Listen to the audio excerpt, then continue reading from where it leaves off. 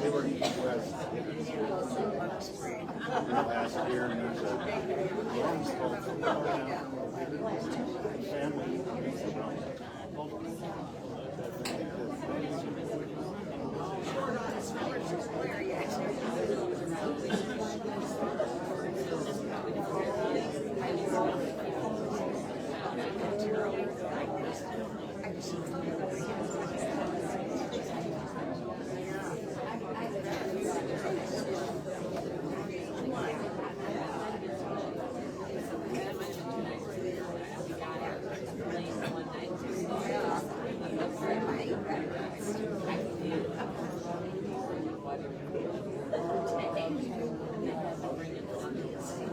Before I knew more about it, 20 years ago, just on the 30 years he had with the boat.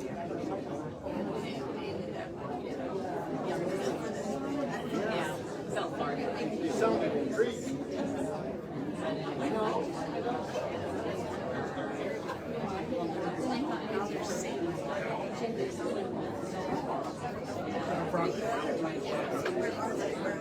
Yeah.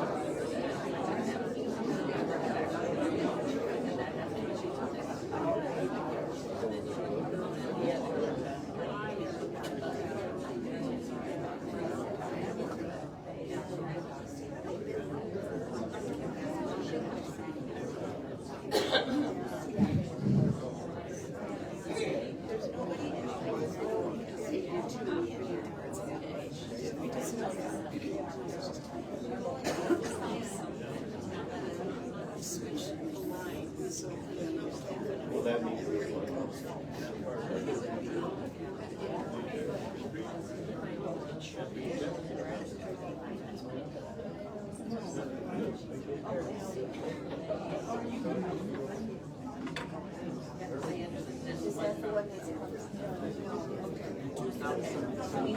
somebody calls it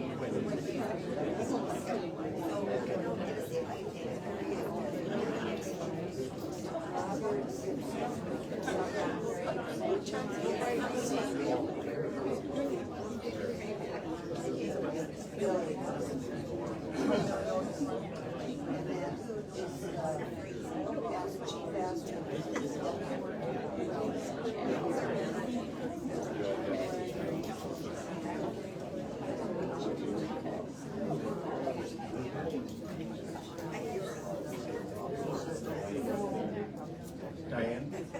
Okay. Go. Born in Dublin during the war. And while Ireland was neutral in World War II, they also had rationing and bomb shelters. And her father, like a lot of Irish fathers over the years, goes to England for employment. He actually joins the British Army during World War II. And it leaves her mother at home with 4 very young children, and the result is that today's guest and her older brother are placed in a Catholic boarding school on the other side of Dublin. She's only 3 years old, and she's there for the next 14 years through graduation. Her summers were spent at a boarding house just the county south of Dublin. And the family there had a hotel, and she met so many interesting travelers over the years, and one was a well-known American journalist by the name of Terry Cronin. And this woman becomes a mentor to her, and with time a friend. After she graduated from the boarding school, she would have liked to go on to university, but that wasn't an option financially. And She goes to the Irish Times and says, I'm interested in journalism. Do you have a slot for a young gal like me? And she's told, no, not right now, but keep us in mind. At the same time, there's an offer to go to a one-year secretarial school, and she figured, well, this isn't going to hurt my writing any, and this would be a very practical education. And so she goes to this school, and during that year, a classmate friend says, what are you doing after this year?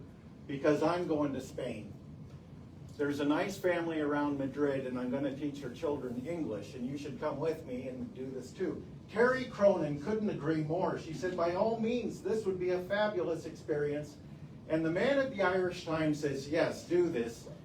And send back columns, send back your writing. We'll put this into a weekly thing, you know, a young gal abroad.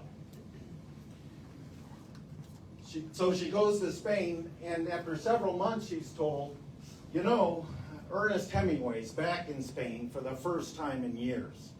And he's in Madrid too. You should try to get an interview. She finds out what hotel he's at, where he has lunch before the afternoon bullfights. And one day she says to the waiter, is that Ernest Hemingway over here? And the waiter says, no, that's not Ernest Hemingway. Hemingway's sitting right there, with his back to us. She introduces herself, and she tells him what she's trying to do, and Hemingway says, come back tomorrow morning, I'll give you an interview. The next day she meets his wife Mary, his travel companions, his Spanish hosts. But after the interview, Ernest Hemingway takes an interest in her writing. He asks her what she's writing about when she ain't writing about him. And she says, well, it's Irish news and the Irish embassy, and I send back Irish stories. He says, that's not correct. You should be immersing yourself in the Spanish culture and history. And you should be traveling in Spain. Have you done any traveling? And she says, well, maybe a day trip or two out of Madrid here.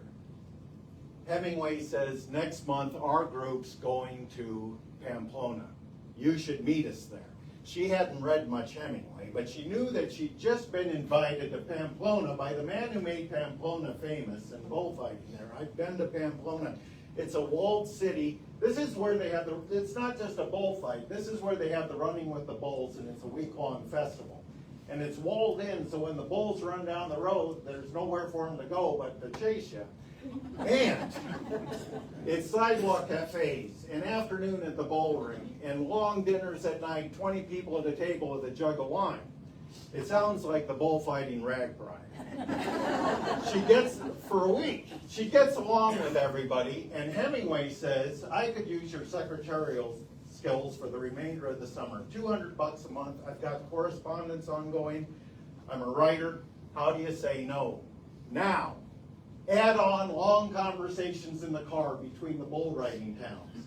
Add on tea with Lauren Bacall, lunch with Orson Welles, the big bullfighters and their glamorous wives. In the end of the summer, they drive up everybody through France, hit all the spots. They stay at the Ritz in Paris. Who shows her Paris but the man who made 1920s Paris famous, Ernest Hemingway. Good afternoon, welcome to season 3, and thank you for your attendance. I know she'll appreciate this. She's agreed to come here for the weekend from Montana, but the reason she's here is for this hour right now and to meet you and see you, and she's told me this. Well, what I just said is the start of her being his secretary for several years and at the end of his life. And this is Key West and skiing in Idaho, and they got a home in Cuba, and he takes her out on his famous boat fishing. Ernest Hemingway dies tragically, 1961. And she's assigned to go through all his papers. I meant to ask you, I think you did Movable Feast at that time. And Ernest had a son, Gregory Hemingway, and they have a courtship in the 1960s and get married in the family. She never said anything about this.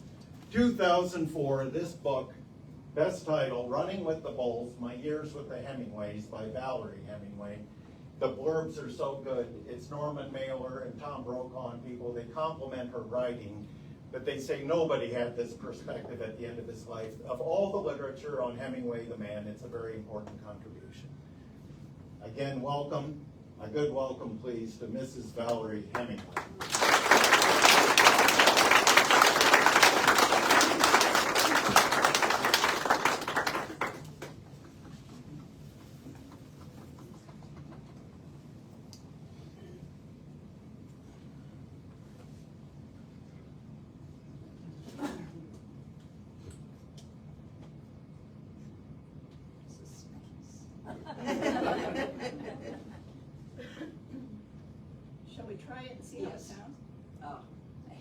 go a 3. Can you hear me? Yes. Yeah. Okay. That's the Irish for 1, 2, 3. Okay. Now you're going to hear it in my version, which is very parallel to what you've just heard. A chance encounter and the amazing adventures that followed.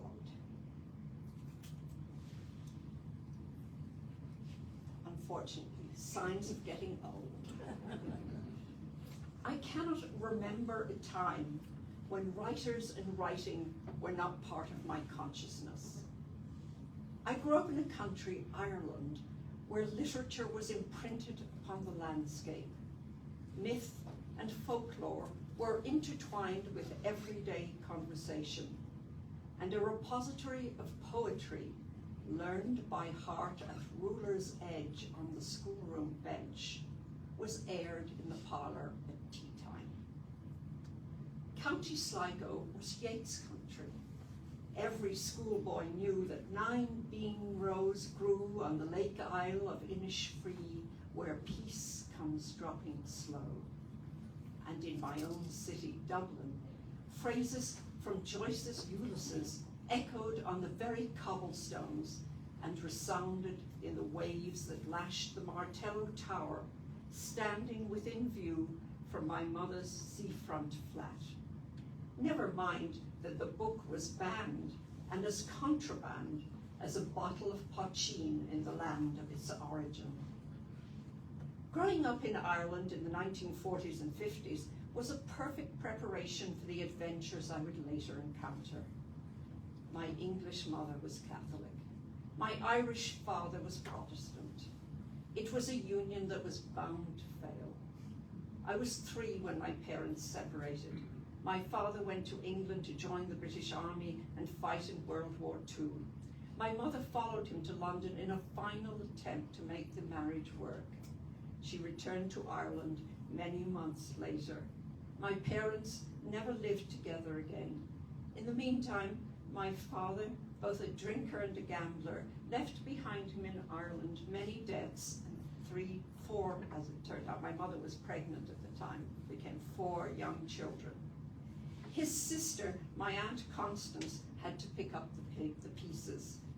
She arranged for my older brother Peter and me to go to a boarding school in a Dominican convent on the north side of Dublin. I was at that school from the age of 3 until I was 17. It was to shape my mind and in many ways to shape the course of my life. The school holidays, some 4.5 months of the year, were spent at a country hotel run by an eccentric Irish family named Dunn. Summerhill, as the hotel was called, became known for its clientele: writers, painters, actors, retired military, and even some oddball members of the aristocracy. I grew up in the company of an eclectic and sophisticated assortment of people. Some quite famous at the time. As a child, I met Barry Fitzgerald and Gene Autry, the American actors. I was not impressed by celebrity. On the contrary, one of our pleasures was, at day's end, for the family to gather around the kitchen table to discuss and mimic the various guests, caricaturing their idiosyncrasies as we doubled over with mirth. It was, I would say, a Celtic version of Fawlty Towers. What a pity we didn't think to write about it first. At the hotel, reading was considered a waste of time, so it was discouraged. That's what you know. That's how you encourage readers. I would sit with my little torch, as a flashlight is called, in the cupboard under the stairs with my book, and I hear, Valerie, where are you? You know, the dusting isn't done or something, you know, and I would close the book and hide it, you know, under the dusters, and off I'd go. Anyway, the only books deemed worthy of notice were prayer books. However, early on, my brother and I discovered that the house had belonged to the family of the great Irish 19th century writer of ghost stories, Joseph Sheridan Le Fanu, many of whose books still in print. He was a friend of Bram Stoker of Dracula fame, and Sir William Wilde, Oscar's father. Peter and I were convinced that Summerhill was haunted, and that Le Fanu had written of that experience. Well, later in life, of course, you know, your childhood is full of all these wonderful things, and you don't know the world, and you imagine what's going to happen, and sometimes you're right and sometimes you're wrong. In this case, it turned out that Le Fanu's brother, the architect, was the owner of the house, and he actually bought it after Le Fanu, he died when he was about 56 or so. But that didn't affect when we were growing up, we were quite sure this house had stirred up all these wonderful ghost stories. I was 19 years old and a fledgling journalist when I met Ernest Hemingway. I'd left my native Dublin to live in Madrid for a year, hoping I'd gain the necessary experience and would be hired by the Irish Times upon my return. I was living with a family in the northern part of the city, teaching English to the children. It gave me ample time to pursue my literary interests. The mother of the children I taught had a sister who lived nearby. Her two children often joined us.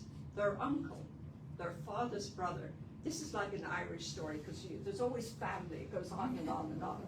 Their uncle, their father's brother, was the Nobel laureate, Jose Camilo Cela. Cela was the first Spanish writer I met and the first Nobelist. So Hemingway wasn't even the first Nobelist. But that, again, when you're young, you're not counting these things. It's only when you look back. While staying with the family, I was introduced to a couple from Alsace, Geneviève and Axel Holstein, who ran a Belgian news service in Madrid. They said they were looking for someone to do interviews in English. A 21-year-old French girl, Marianne Tenay, conducted interviews in French for them. They hired me.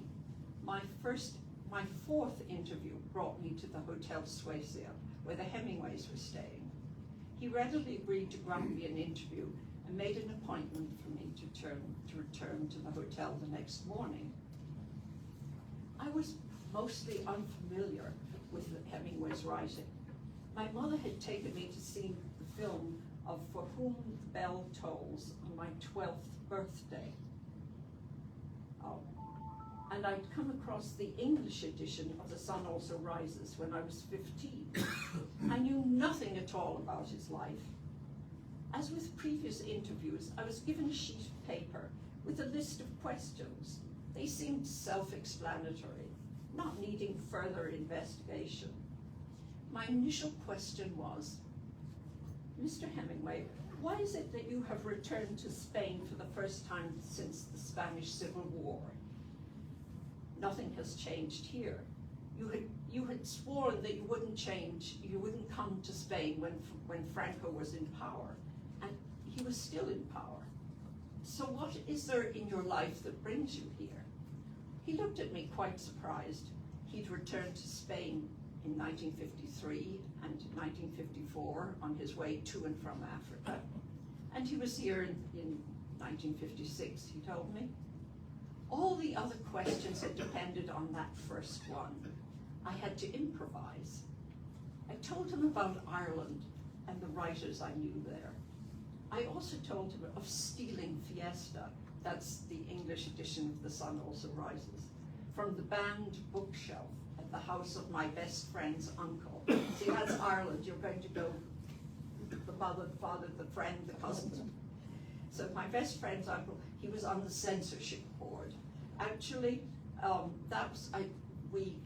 Delphine and I would go over to her cousin's to ride the horses, and she told me, you know, one day we'll distract them. We'll go into the house, because I know where Uncle Andy keeps the books that he doesn't, that fail the censorship test. So, and they're by his bed. So we went in, and then, you know, one thing leads to another. So she said, no, why don't we each take one and try it out and see, you know, well, what does banned mean? We had no idea what banned meant and why. And we were 15. And so I took this Fiesta just from it was a little paperback from the painting on the front of it. And Ernest Hemingway, and that was just completely coincidental. But, you know, that was the only thing, I hadn't even got the book with me when I met him, because unfortunately, I suppose, I never returned that book. And it's one of these things that when you borrow, I mean, people borrow books, but basically, now for many years, if people say, can I borrow your book? If it's a readily available, I say, I'll buy you a book, because once you part from even your close friends, you know, the chances are, if it's a really good book, you're not going to get it back. And if it's a bad book, you didn't want it back anyway. So that really started off. Hemingway was very amused that, well, first of all, that his books were banned in Ireland. He hadn't even known about that very much. I guess the only one that wouldn't have been was The Old Man and the Sea, and that really wasn't available because, you know, it just, for some reason, it wasn't that attractive to Irish people at the time. I think once he won the Nobel Prize, then all his books became available. Just have to get water to get on my way.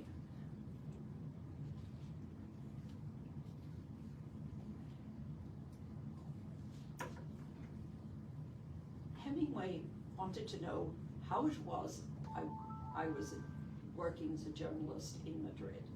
And I told him that apart from the interviews to the Belgian news service, I was sending back pieces to the Irish Times on prominent Irish people who were visiting Spain. No, he said, if you want to succeed as a journalist, you must forget Ireland. Learn about everything about the country that you're in. And where have you been to here, he asked me. Nowhere, really. I said I'd made a couple of day trips. And then I told him of going to my first bullfight on Easter Sunday and how much I had enjoyed it. I likened it to the theatre in Dublin. We loved it. I was before the age of people going to the cinema. Now, the only films I'd seen were The Lives of the Saints, Dickens, and I think that was about all. That's all we had at school, Lives of the Saints and Dickens, and at home, nobody ever went to the theatre. But we used to save all our pennies, and for 1 6 that's 18 pennies, you could go to the Abbey Theatre, and that was what, that was our choice. Ireland was famous for her theatre, especially the National Abbey Theatre. Ernest was delighted. He said, take this down. And he gave me a list of places I should visit, things I should see, people I should meet. I mean, this is extraordinary. This writer who gives this non-entity, this is what you should be doing, he's telling me, that's if you're serious about your work. And he was always very serious about his work. Are you going to Pamplona in July for the Feria of San Fermin, he asked. I hadn't planned to, I told him. You must. You can't spend a year in Spain without attending San Fermin. Of course I'll go then, I said. Not even imagining that I would, but just for the sake of it. He said it'll be difficult to find a room there now. We'll help you. At that point, his wife Mary and Juanito came into the room. Juanito was the model for Montoya, who was the innkeeper in The Sun Also Rises. He'd known Juanito since he was in Spain the first time when he was 23 years old.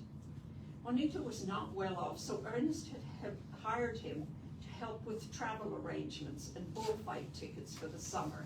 And that was one thing that I noticed early on about Hemingway. He was very generous to people, and he helped them. He saw what they needed, and he helped. He made Juanito feel, you're doing me a big favor, and when in fact he wanted to help him along financially. And Juanito would have been a few years older than Ernest. Ernest told Juanito to book me a room in Pamplona and add my name to his list of people who needed tickets for the corridas. It hadn't occurred to me that the Hemingways were inviting me as a guest. When I arrived in Pamplona on July 7th, the landlady told me that my accommodation was already paid for. She handed me an envelope of bullfight tickets and gave me a note indicating that I was expected for an aperitif and tapas at El Choco bar in the square. Dinner would follow. Like Alice in Wonderland, I obeyed all the instructions.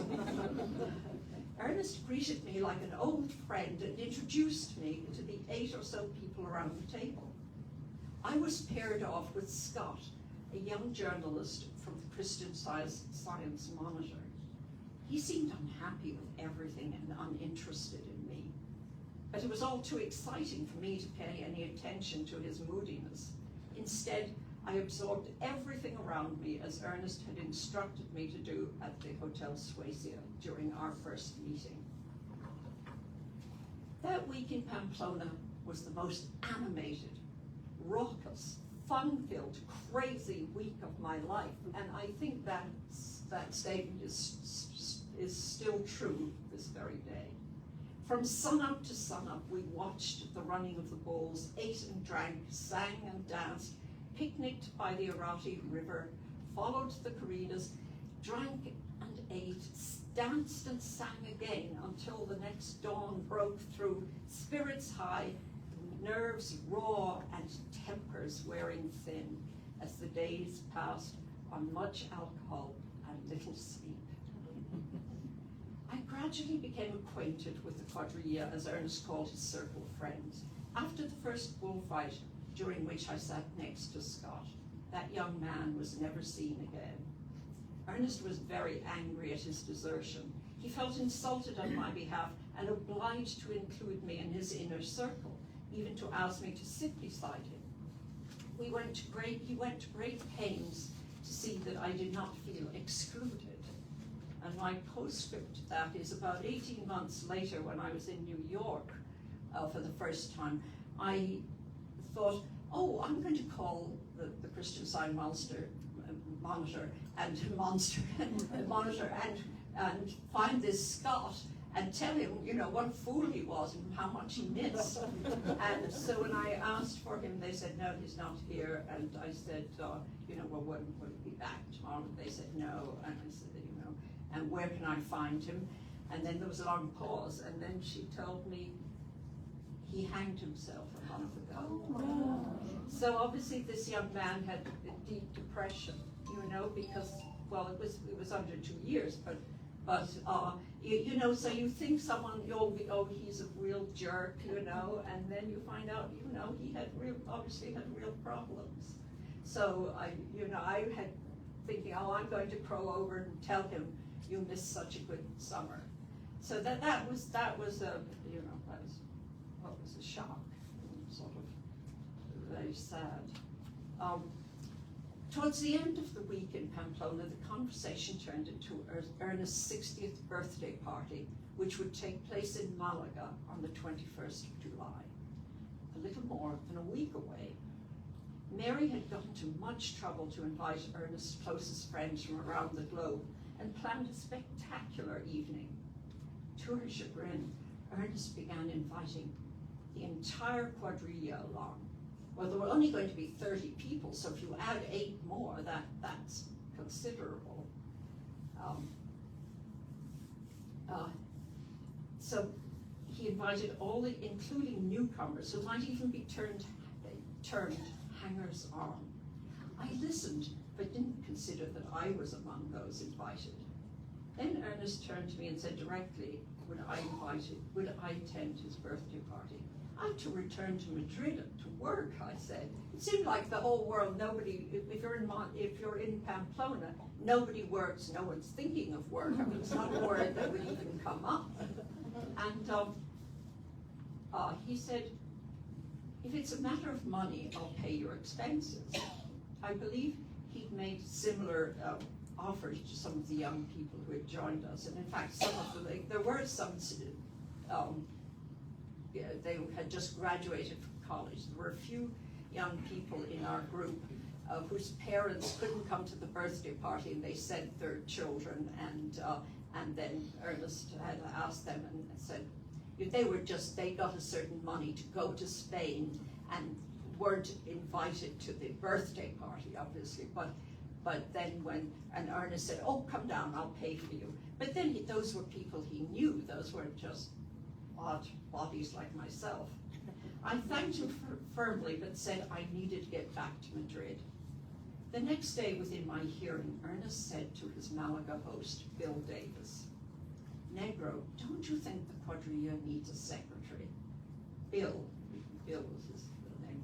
Bill, who always agreed with everything Ernest said, nodded his head. How about Miss Val becomes our secretary?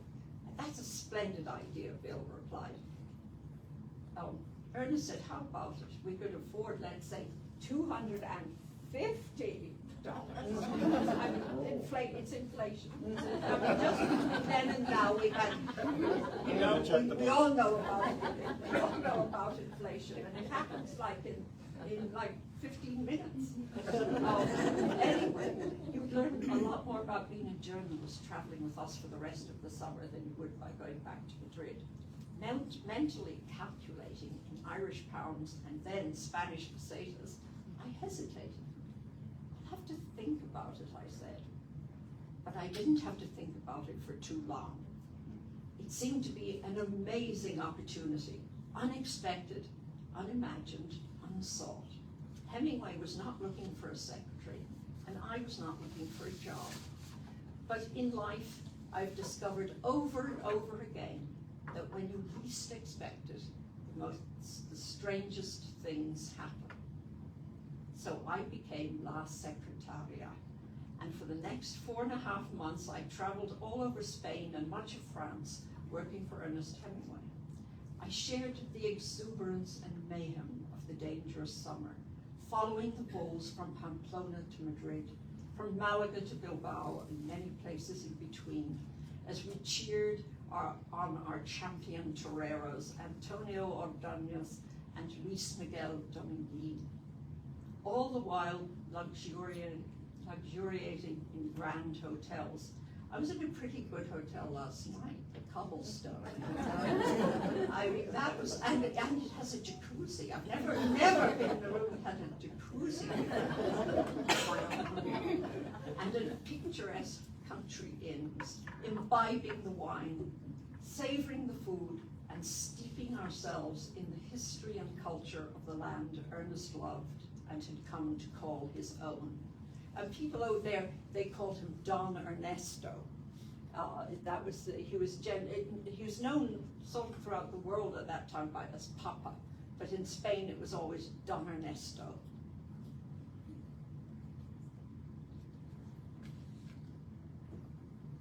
During the 2 years I was with Hemingway, he worked on 3 books. All of them were published posthumously: A Movable Feast, The Dangerous Summer, and The Garden of Eden.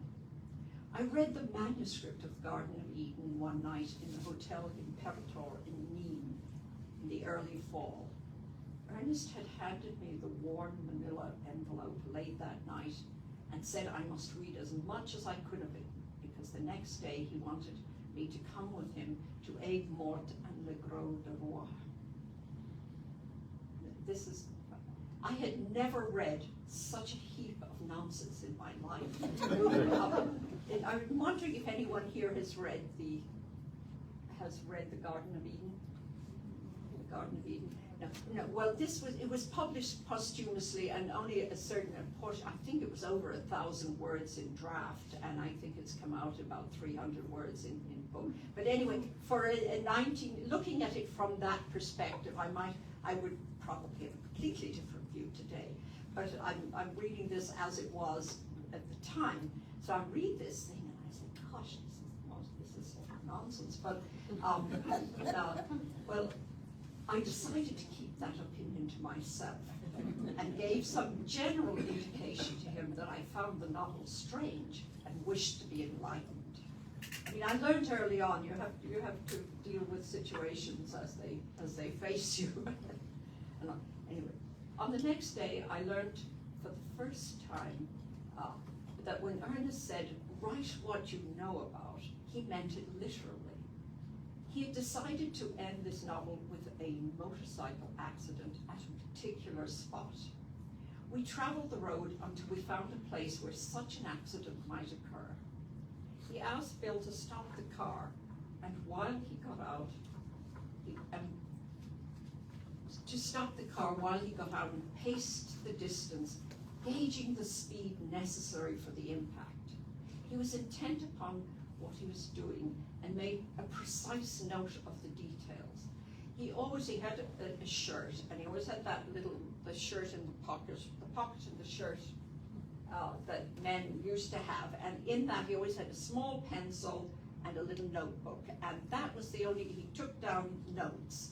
And he actually he got back into the car, but before that he paced, and he calculated the speed that the car would have to be going, the angle, and the speed of the and I'm sitting, thinking, I had no idea that this is how writers write, I just thought you just took your pencil out and off you went, But he got and I think that's one of the reasons his books are so, that they will live on, because they are so true.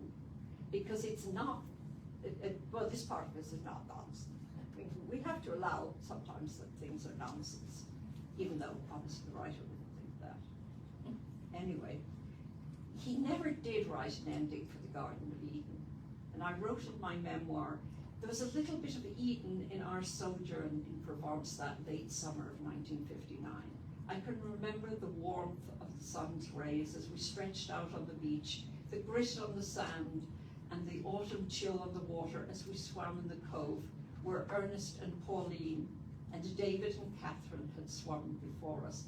David and Catherine are the protagonists in the Garden of Eden, and they somewhat follow the characters of Hemingway, and Pauline, who was his second wife, and the mother of Patrick, who just died 2 or 3 weeks ago, and Gregory. But we left Provence and headed north to Paris. I couldn't help noticing once again how much of Ernest's memoir, A Movable Feast, was incorporated into our lives on those 2 trips we made there that fall. There were so many parallels. Quote, for luck you carried a horse chestnut and a rabbit's foot in your right pocket. And this, he always had that. If you were to shake his pants upside down, which I never but that's what you would find as a stone, all sorts of things. But all a rabbit's foot chestnut. The fur, this is of the rabbit's foot. The fur had been worn off the rabbit's foot long ago, and the bones and sinews were polished by wear. The claws scratched the lining of your pocket, and you knew your luck was still there. That's from Movable Feast, page 91. The first gift that Ernest gave me was a tiny rabbit's foot pendant.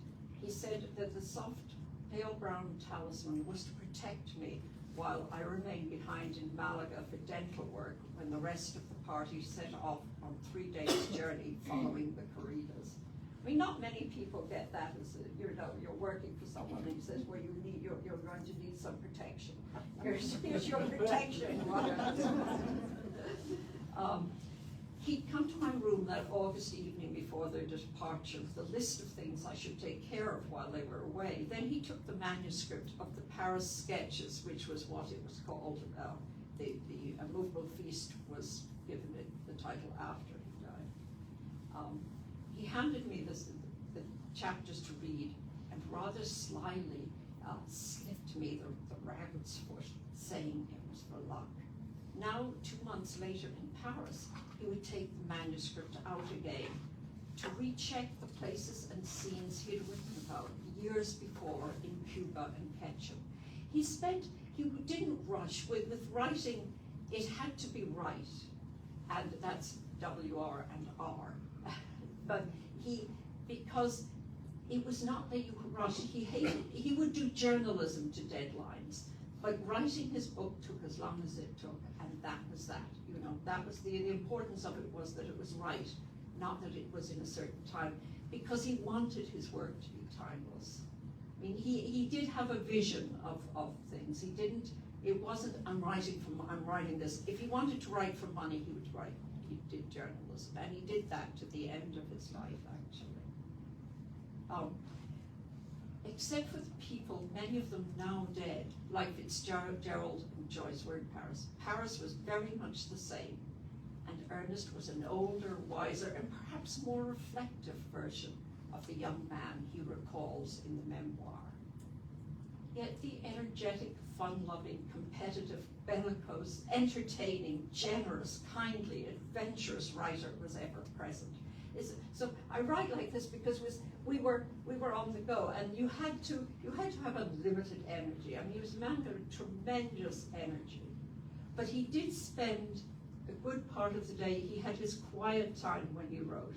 So there were probably 6 hours. He slept very little, but probably 6 hours when he was alone with his writing and with his reflection and that. And then when people saw him, and that's the only person you get to see in the various books about Hemingway. You get this sort of, there's a madness there, but the madness is the storm after the calm, you know. Nobody seems to know that his real life for him was his writing, and then that was, afterwards was, you relax, you enjoy it, you do what you want, but you've done your work, and that was every day, and it was all, you know, it was constant. There were still a number of young people around, because we had a lot of young people around in Spain, and some of them came up to Paris and were with us.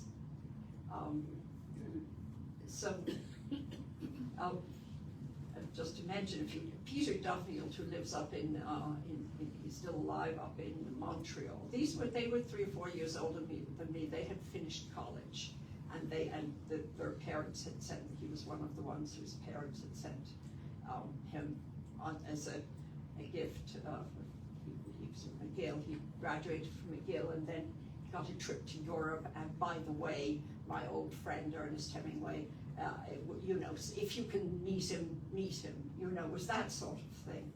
So Peter Duffy from Montreal, André Malraux's daughter Florence, she's dead now, Juan Goytisolo, soon to become the renowned Catalonian novelist, and sometimes considered the best writer in Spain in the 20th century, and his companion Monique Lange, both editors of Gallimard. All of them were in their 20s. So I had a sort of a group of younger people that, you know, I wasn't just with a bunch of old fogies, although these old fogies were in their 50s and 60s. But yeah, so showing us around the city and taking us racing at Otay for the first time delighted Ernest. What the young Hemingway had enjoyed, writing, eating, drinking, the horses, his friends, his savage wit remained. Eating was one of the many delights I learned to appreciate under the tutelage of Dom Ernesto. In Ireland, we have a saying, Isma an tanwan an tuchras. Hunger is a good sauce. Hemingway titled one of his chapters in A Movable Feast, Hunger was a good discipline. He was referring to his early years in Paris in the 1920s, when he wanted to give up journalism and devote his time to creative writing, but he had a wife and a son, Bambi, to support. He made sacrifices to achieve his aim of being a full-time novelist, and his food budget suffered as a result. Perhaps that was why food and eating became such a pleasure for him. When people think of Hemingway, they often think of a brawling, bragging boozer. That might have been an element of his character, but when I think of Hemingway, I think of the wonderful meals we ate and the great conversations that accompanied them. Because eating was never just eating. It was all, Hemingway's life was never one thing, it was many, many things, and it was living. I think that's what I learned more than anything else, how to live. There was the paella and picos in Valencia, the perdices, partridges, upstairs in the old tavern in Burgos. It was coming back from that our car crash, the sun was right in Bill's eyes, and I don't know, somehow the new Lancia that he got for his 60th birthday 1 month later ended up in the well, no, not the scrap heap, just in the garage and got it fixed. But, and we weren't hurt, but it was after a wonderful lunch, so we did have something to remember from it. The gazpacho andalus in the cool ups in the summer evenings on the upper veranda of the La Consola in Malaga. There's several of these pictures in my book that show these things. In the La Consola, the home of his friends Bill and Annie Davis, where I spent 4 months that one summer and 3 months the next summer. Actually it was more the next fall. I recall the cocoa glacé, the coconut ice cream served in its shell, doused with rum, and Floridita restaurant in Havana on my 20th birthday. A single lighted candle in its center, and the mariachi music serenading me as Mary and Ernest sang Happy Birthday, followed by a medley of Spanish favorites. They loved to harmonize together, you know, music was very much a part of it, but it was the music of Frank Sinatra and, you know, Andy Williams, whose house I saw today here. They very kindly opened it up and took us through it. We had, you know, but that was the music. You know, there was some classical, and there was the local, the Spanish, or in Cuba, the Cuban music, and then he loved Sinatra and the Rat Pack. But my birthday, they loved to harmonize. It was a memory of sheer joy that will remain with me always. I remember the hotel in Varadero, where I had my first taste of lobster with fresh lemon and melted butter, and a chilled glass of crisp cold Sancerre to wash it down. We three tucked our bibs around our necks, and I attempted to master the implements we used to extract the sweet white meat from those cream and vermilion claws. Ernest was happy then. It was to be one of the few truly happy moments remaining to him.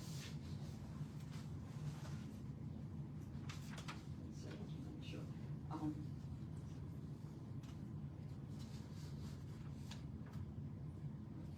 sorry, got a. All right. A number of times Ernest told me that if he'd not been a writer, he would have become a painter. In Islands in the Stream, another posthumously published book, his protagonist, Thomas Hudson, an aside, there was to be a Thomas Hudson here today, and he got in touch with me. He said he wasn't going to be able to come, and yet he said, may I ask you the question I wanted to ask you when I was here? So Thomas Hudson's, actually it was, could this Thomas Hudson have been his granduncle in Tom? But actually, it actually couldn't be, in the sense that a writer will never use the name of a person he knows. I mean, you might use the personality of a person you know, but you're not going to put a name, you know. But anyway, I don't know if you know Mr. Hudson, but he had planned, he was hoping to come here, and circumstances prevented it.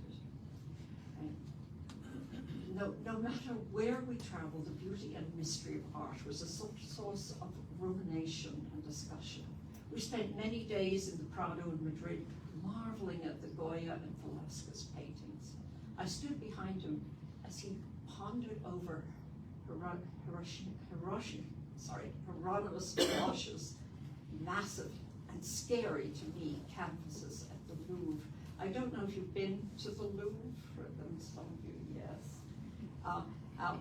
We paused before the dear, familiar Cézanne landscapes at the Jeu de Paume in Paris. And a year later, after several months fishing in the Gulf Stream in Pilar, we wallowed in Winslow Homer's landscapes at the New York Metropolitan Museum. So he loved the open air. He loved art in its natural and environments, and art in museums. And it was wonderful the way he mixed you know, I used to go to museums as a child, but it wasn't until I met Hemingway that I realized that museums, they're just a microcosm of another part of life, and that it's not just that you see the picture now, but he incorporated them into his life. And that was, you know what I mean, that was a sort of really an eye-opener for me. All the good things must come to an end, and so did that dangerous summer. Before Ernest left Spain in 1959, in November, he asked me if I'd come to Cuba earlier in the new year.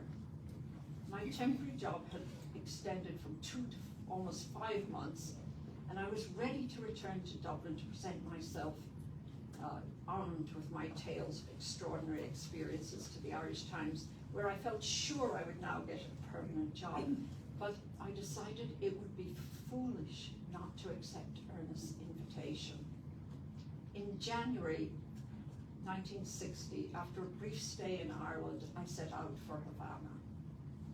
Life in Cuba was very different from what we had experienced in Spain. Spain was sort of mayhem. For me, coming from damp, grey Ireland, Havana was a warm, lush paradise. Life at the finca was in sharp contrast to the crazy frenzy of the Spanish summer. Well, bullfighting alone, I mean, there's just something exciting and dangerous and fascinating about bullfighting. And as opposed to our corresponding thing in Cuba was going out on the Pilar, which was for most calm and waiting for the fish to come, and then the seconds of excitement of when that fish arrives. In San Francisco de Paula, the suburb where the Hemingways lived, we followed a quiet, disciplined regime. Ernest writing, swimming, fishing, staunch old friends coming singly or in pairs for dinner on a designated night, occasionally eating out, no fuss, no flourish, no adulation or interference. It was like, I mean, it was a completely, it was like two different people, two different worlds. If you want to be a writer, first read all the great writers, Hemingway told me, as he brought me a handful of books from his library in the big house, the Casita, the duplex apartment above the garage where I had just settled in. He introduced me first to the works of Tolstoy, Dostoevsky, Mark Twain, Stephen Crane, Scott Fitzgerald, and to his own work. He gave me A Farewell to Arms to read first. He said it was the book he preferred of all he had written, and he considered it to be his best. And you know, I think in life people change. You know, sometimes you like something better. So I wouldn't say that was the book. If that was the book at that time, I think towards the end of his life, that was a book about his first romance, his first going over to Europe. You know, a lot of firsts. And I think towards the end of your life, you look back so fondly on those early years and early achievements. He then told me, if you want to be a writer, you must write. Don't think about it. Don't talk about it. Do it. As far as writing went, he used to say, write only what you truly know. Don't invent or imagine stuff. Stick to what you know. First, write one true sentence. And this now, everybody knows this, but when he first said that to me, you know, it was a bit of a revelation. You know, I thought writers, they went to the pub and they drank a few, and then they got all steamed up and they went on the road.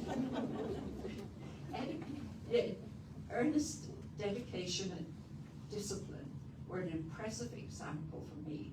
The writers I met growing up in Ireland were in a social setting. I had a vague idea that writers sat around a pub imbibing all day and words poured out all night. With Hemingway, I learned for the first time that being a writer was hard work, a full-time job that required discipline and dedication, and was executed like any other work, to be tackled only when mind and body were fresh and sober. In the Hemingway household, work was followed by exercise. In that case, it was swimming. They had a wonderful pool, and one year, Mary's birthday gift to Ernest was a truckload of ice that was put in the pool. And he thought that was one of the best birthday presents he ever had.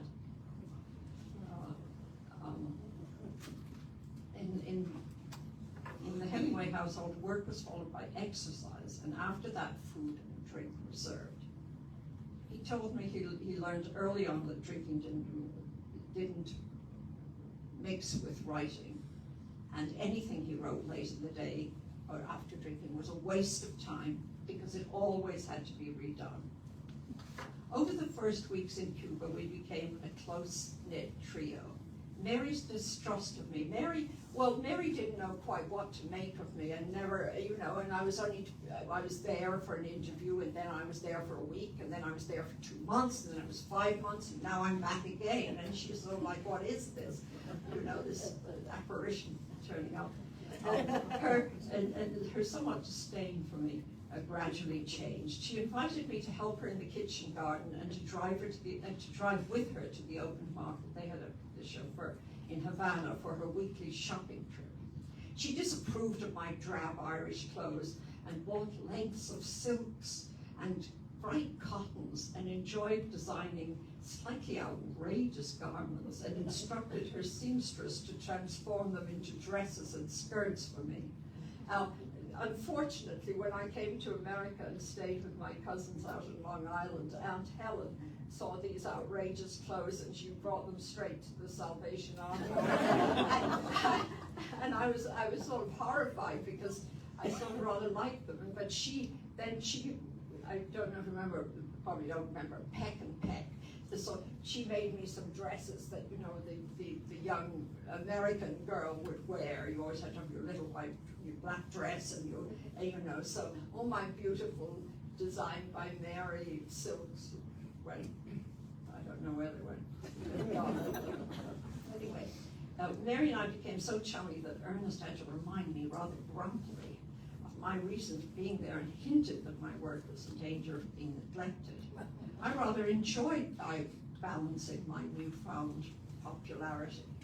I knew I had arrived when on St. Patrick's Day in March 1960, my Saint's Day they called it, the staff rather formally presented me with a fluffy black kitten. They had named Pelusa, and it was just weeks old. Having one's own cat was the highest mark of belonging one could achieve in the Hemingway household. For Ernest, who loved inventing names, Pelusa quickly changed to Shamrock, which degenerated to Snocker. Ernest is famous for his love of cats. I think someone was mentioning cats to me earlier. It's true, there were dozens of feral cats lurking around the grounds of the finca. Every day, cat food and water were replenished in the ground floor of the tower, where the cats would find refuge in inclement weather. Only 2 cats were allowed in the house, and that was hers, his and hers.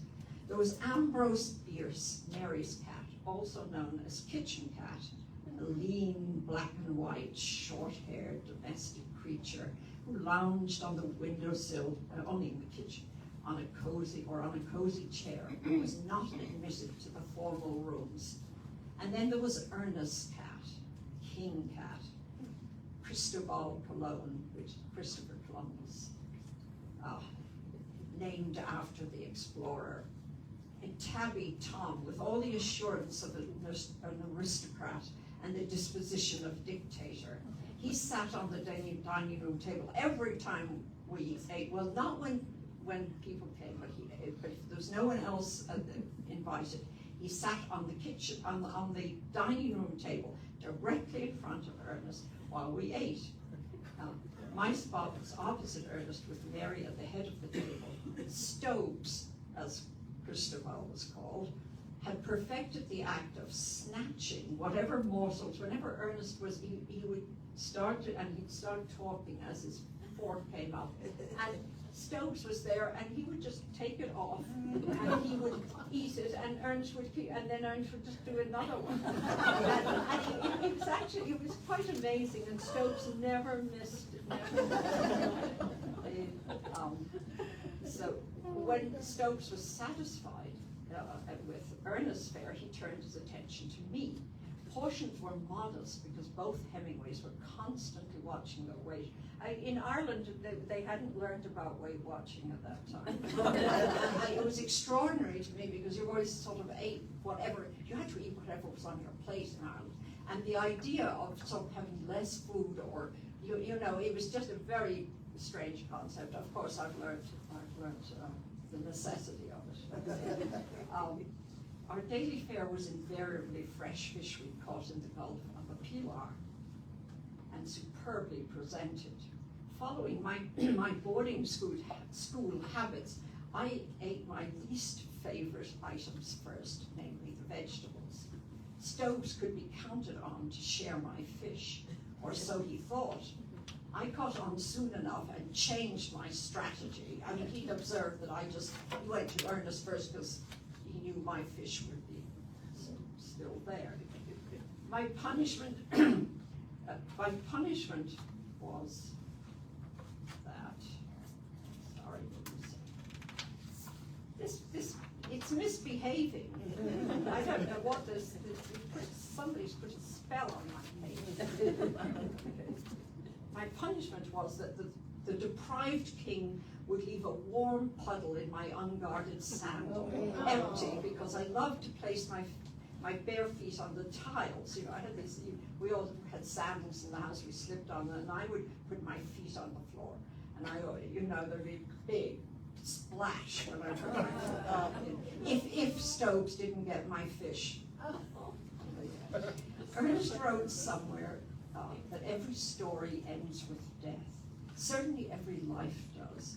I was a researcher at Newsweek magazine at the time of Ernest's funeral, that bleak day in early July of 1961. No journalists were invited to attend nor allowed entrance. Newsweek was very keen for me to cover the event, and it would be a scoop and very advantageous for my career. I refused. Mary, realizing too late that I was with Newsweek, regretted inviting me. I was excluded from many of the gatherings at Ketchum that sad week. The other person who was excluded was Ernest's youngest son, Gregory, who had fallen out with his father and Mary some years before. Thrown together for 4 days, Greg and I developed a friendship that led to marriage 5 years later. Okay, Mary soon relented.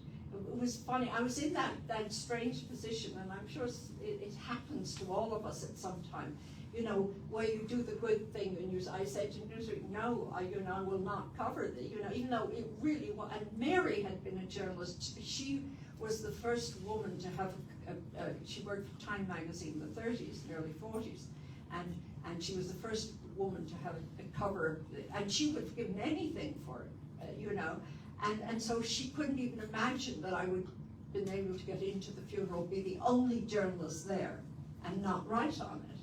And and then I'm thinking, what a fool I am. Now Newsweek's mad at me, Mary's mad at me. But anyway, the next week she did call me up, and she invited me to go to Havana to close the finca and return with the manuscripts and personal possessions she had accumulated over their 17 years of marriage there. She then prevailed upon me to stay with her in Ketchum for 4 months while she tried to recover from the shock of Ernest's death. She could never even, I don't think in her lifetime, she could acknowledge that he committed suicide. The only way she could bear it was by saying he was cleaning his gun and it went off accidentally, which everyone knew. Anyone who knew him and knew how careful he was and precise he was about things knew that that wasn't the case. But it was Mary's way of coping with it. While there, as his literary executor, we're out in Idaho, Mary proposed that I work for her, sorting and cataloging Ernest's papers. Charles Scribner Jr., Ernest's publisher, agreed to give me an office at Scribner's building on 5th Avenue and 48th Street in New York City. It was one of the most beautiful places. 47th Street is between 5th and 6th is the jewelry. It's the capital of the world practically, and you see all the, I don't know whether the Hasidic, the Jews, they come out and they have their little pouches, and they open them up, and in the light of day, selling I used to see that and probably not anymore, but used to see that from my window. I could see all these transactions taking place on the street, and then next to it, or between 48th and 49th, the next to it was St. Patrick's Cathedral, and then Rockefeller Center. So it was a smashing place to work, I have to say. So let's see.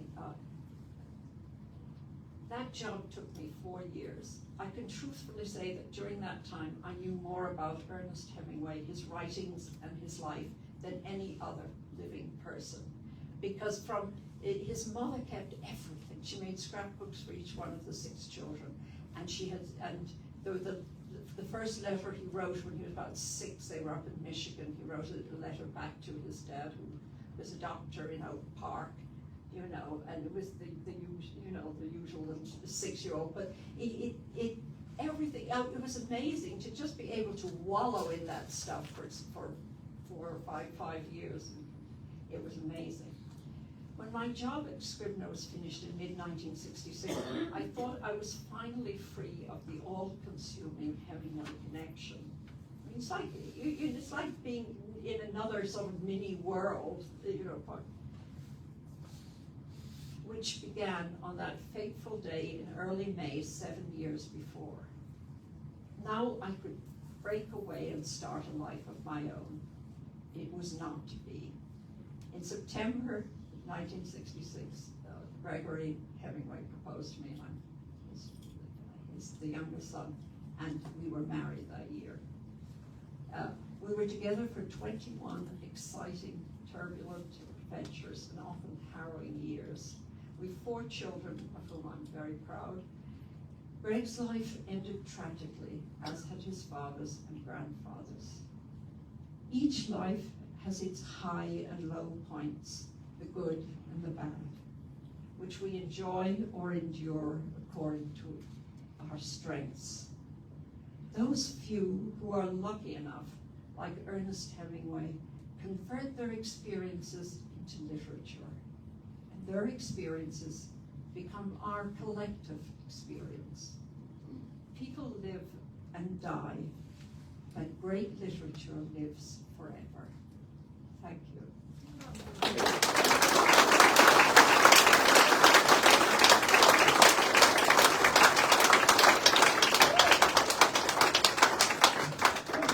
In the past, we've taken some Questions. questions. That would be if you very, like. very nice. I'd like to hear the other side, or what you would be interested in. Valerie, Oh, I do need this. I think, yes. Valerie, do you see yourself in any of his books? Because in his books, he did write about people that he met along the way, and he is in one of his books that he wrote with Pauline. Do you see yourself? I don't, because in fact, he was working, he had, one of his methods was having 3 works at the same time, because he never allowed himself, he would work starting 6 o'clock in the morning when he woke up, until he was exhausted writing. And that could be 2 hours and it could be 4 hours, probably not more than that. But he always had 3 things going, because he was able to then, if you're stuck, he said, never leave a piece when you're stuck. You leave your piece when you're really going well. So sometimes he might be going very well, and so I'll stop there, and then I'll try another piece. But never, it's like when you've got a problem, fix the problem. Don't say, I'll do that tomorrow. Well, I mean, it worked for him. Everyone has their own method. But he did not write anything new, because when his writing was a very sort of serious thing now, and I don't think he even took notes on things, because when he was writing And he was writing at that time in his life to contract, in a way, because his publishers were always saying, where's the next book? You know, people are, they're clamoring to know what you're doing now and what your next book is. So I think he was very consumed with that. But anyway, I mean, I was the lucky one, and I was so lucky, you know, I fell into that job, and it was a delight. And for me, it was like a holiday, and it was also like as you would have noticed, I hadn't gone to university, so it was like my university, you know, what I learned about everything, traveling, you know, art, so on. A bit about war too. Yeah. Was he close to his children? You know, he was it's very interesting, because right now, I didn't say, the last 6 years I've been working on the letters. They're bringing out volume, and it's every 2 or 3 years. I'm working on the last 3 volumes, because someone had the bright idea, when you knew him, you worked through the papers. Nobody's going to have a clue. They were already working on the letters, and a lot of the times, you know, they didn't know who people are or what he was saying or that. So I've been working on the letters, and it's amazing. Over the years, constantly, he was in touch with his children. He you know, helped them out financially all the time. But he was somewhat severe about it. You know, he had that thing of being a wonderful father. He wanted to teach them everything. He wanted them to excel, but he also wanted them, you know, to be their own people. And he was tough with them when they messed up. And Patrick, the one who lived the longest in 97, died September 2nd, I think, 4th, May 4th. But yeah, but he went to Africa. In fact, that was on the advice of the psychiatrist. He had a breakdown when he was studying for his to get into Harvard, which he did get into Harvard, but he had this breakdown, and in fact they gave him electric shock treatments without anesthesia at the Finca, and but anyway, the psychiatrist told Patrick, you need to get away from the influence of your father. You know, Patrick was the most submissive in this, and he was the good.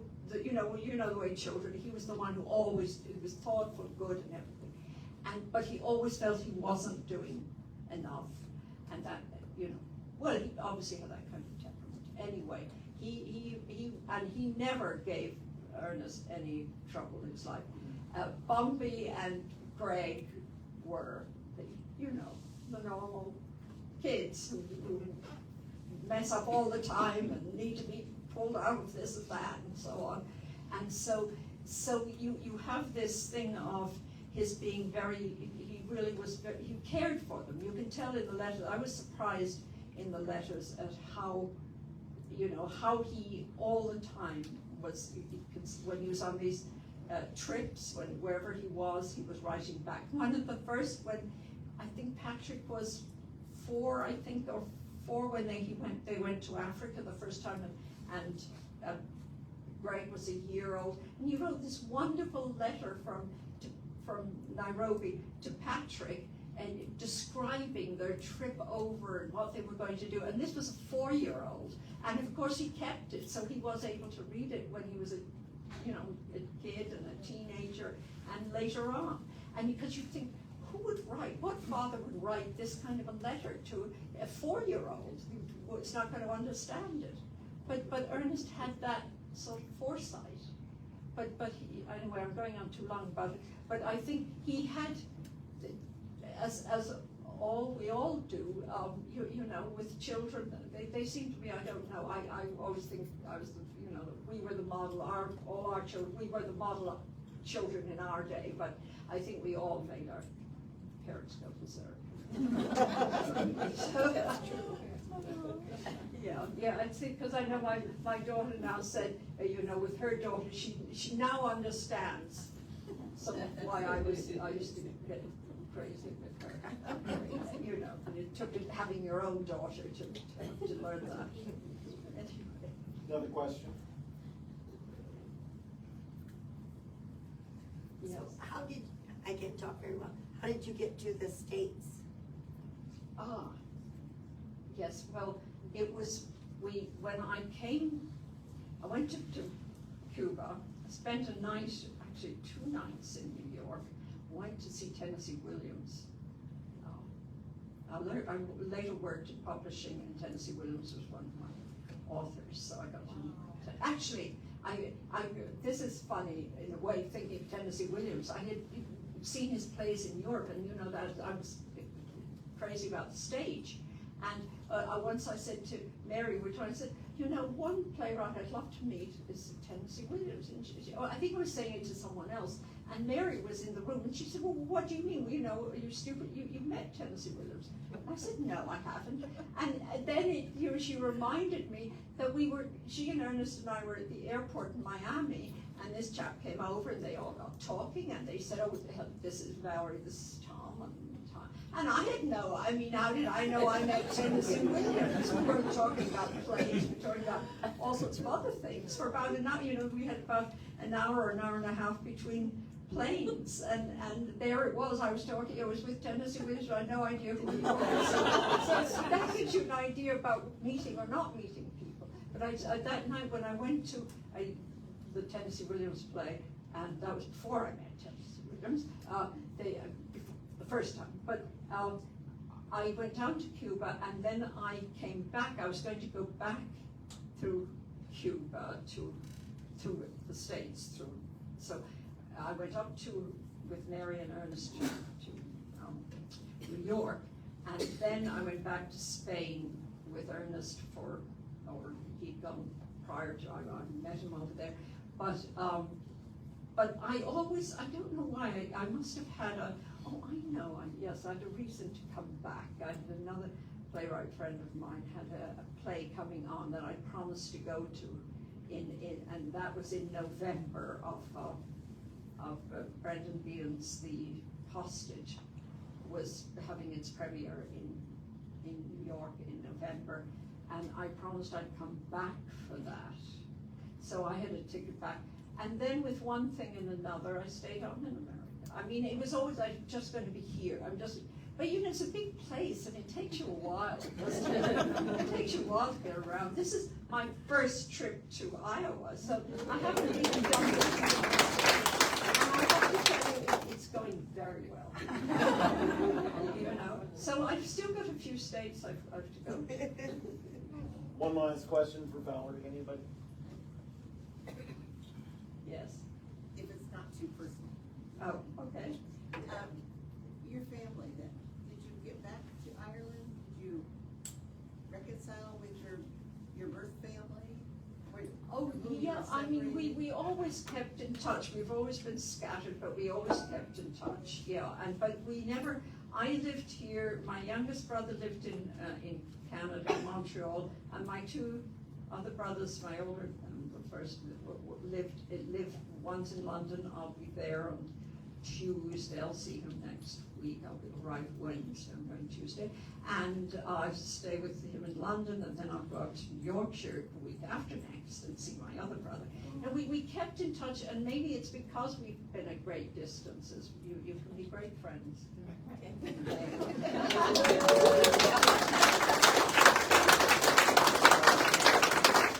If you want to say hi, she'll be signing some books for a few minutes too.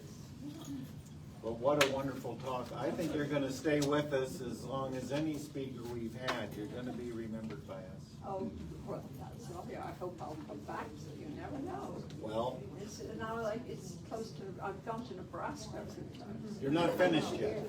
I hope that you remember us well, and all of our guests get 3 gifts. Now, you may be surprised, Iowa has about 100 wineries now.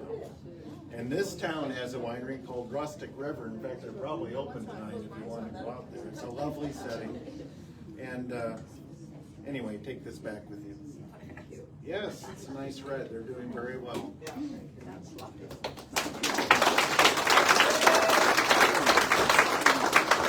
A friend of mine, Angie Bennett, she was in the R Iowa I showed you. She's a nature photographer, but she's a graphic artist, and she's helped so many things in the town in this series. And She made these a few years ago, but it's got some of the historical points, some nature photographs, some of the annual events, and especially in the summer.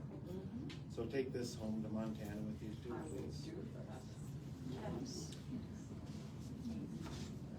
And lastly, I went to Paxton's again up in Storm Lake. I had several jewelers I'm gonna be in trouble with. I better go to Carol next time. I got a necklace, and it's sterling. There's 3 charms. Story. The first charm is a marlin, representing your time out in Pilar. Yes. Do you have any marlin stories? Did you catch a marlin? I did, but my first one was a swordfish. You know, when I got it, he showed me how you know, you let it run and then you and it was, you know, I thought this was a ton.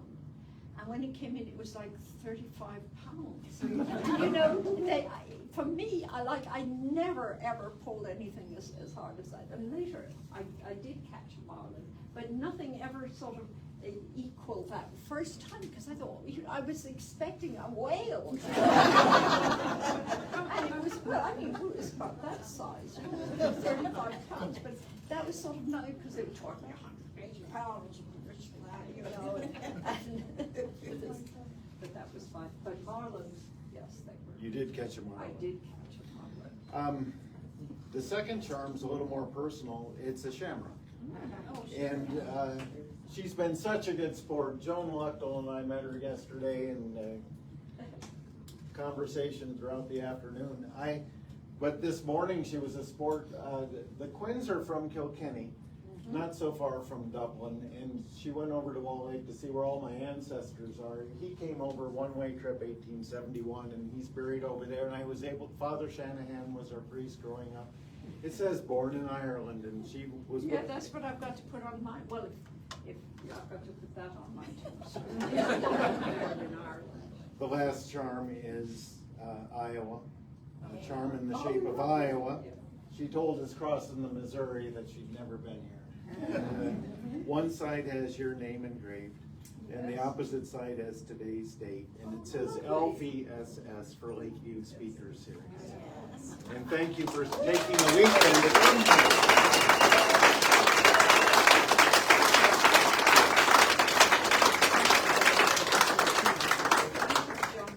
We passed the Speaker's Park today, and I thought it was, you know, they were honoring me.